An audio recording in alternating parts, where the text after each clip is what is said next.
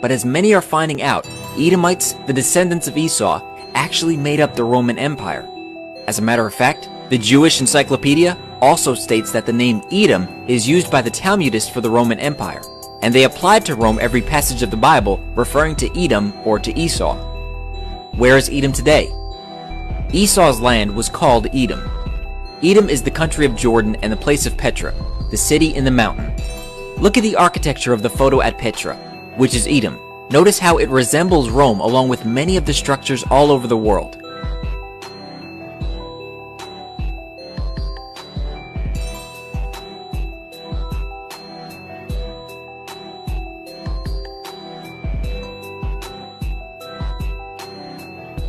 Our sports stadiums resemble the Colosseum. Even modern-day sports are in fact derived from Rome.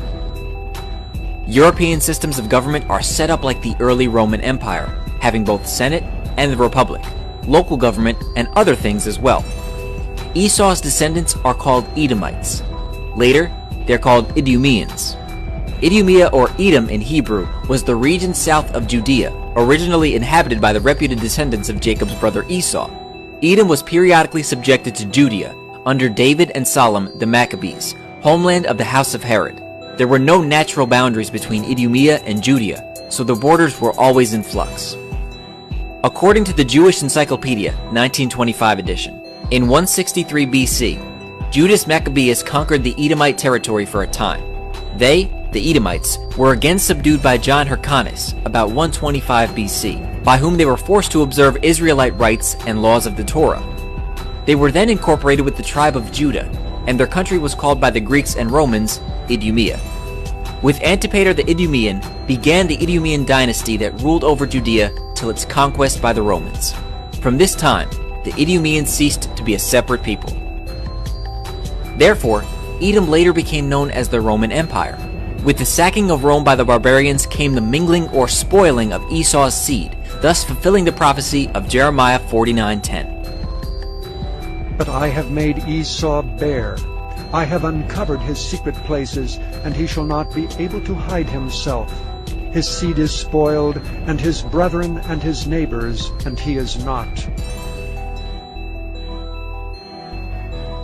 The Goths were Ukraine, Romania, Moldova, Belarus, Poland, and Scandinavia.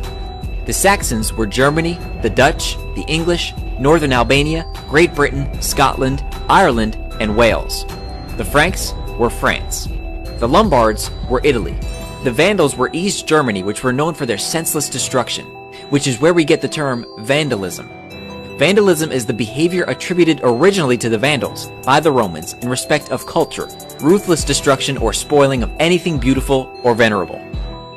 These kingdoms all branched off into other kingdoms such as Canada, America, Caucasus, Siberia, Central Asia, Sweden, Finland, Norway, Ireland, and maybe others. No, together these kingdoms all make up the rule of the entire world. Esau and his kingdoms, Edom, will be ruling at the end of the world, and Jacob will rule afterward in the millennium under the Messiah, Yeshua.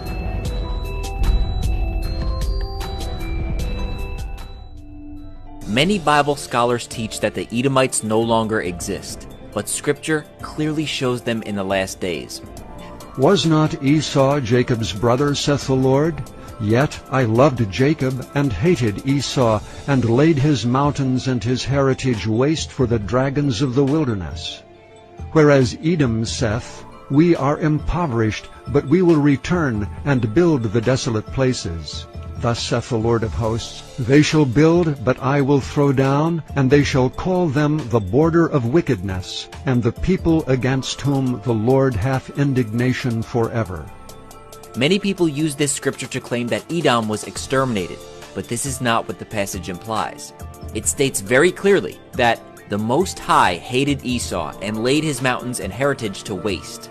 But in the next verse, it states, Edom saith, We are impoverished, but we will return and build the desolate places. At the time of Malachi's prophecy, Edom was a wasteland between 445 and 432 BC. How do we know this? The Most High said, I laid, past tense, his mountains and his heritage to waste. Edom's response was, We will return and build the desolate places. So if Edom was completely destroyed, how could they say that they'd return? And why would Scripture give reference to Edom still being around in the last days? The Most High's response was, "They shall build, but I will throw down." This is a future prophecy that Edom will return and rebuild, but the Most High will destroy his kingdom in his final judgment against Edom in the last days. For Esau, Edom is the end of the world, and Jacob is the beginning of it that followeth. 2 Esdras chapter 6 verse 9, the Apocrypha. The prophecy in Isaiah chapter 63 verses 1 through 6 confirms that this is indeed what will happen. Who is this that cometh from Edom, with dyed garments from Bozrah? This that is glorious in his apparel, traveling in the greatness of his strength. I that speak in righteousness, mighty to save. Wherefore art thou red in thine apparel, and thy garments like him that treadeth in the wine fat? I have trodden the winepress alone, and of the people was none with me. For I will tread them in my anger, and trample them in my fury, and their blood shall be sprinkled upon my garments, and I will stain all my raiment. For the day of vengeance is in mine heart, and the year of my redeemed is come. And I looked, and there was none to help, and I wondered that there was none to uphold. Therefore mine own arm brought salvation unto me, and my fury it upheld me. And I will tread down the people in mine anger, and make them drunk in my fury, and I will bring down their strength to the earth. When the Messiah returns, where does he go, and what does he do? He goes to every place where the descendants of Esau, the Edomites, have set up their kingdoms, and slaughters them for their perpetual violence against Jacob. He treads the winepress, and his wrath is accomplished. Further proof is in the book of Daniel, which states that in the future,